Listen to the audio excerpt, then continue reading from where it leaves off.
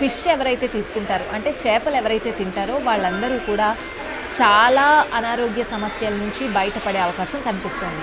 మరి చేపలు తీసుకోవడం వల్ల ఎటువంటి అనారోగ్య సమస్యల నుంచి బయటపడచ్చు అనేది చూద్దాం.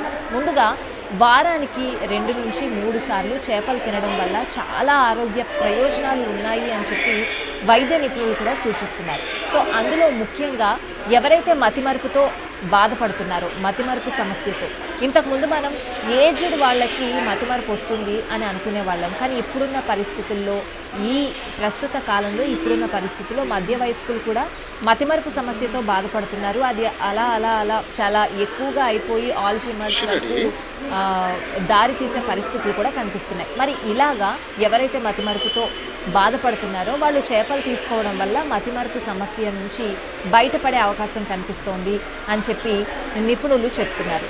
సో ఇక చేపలతో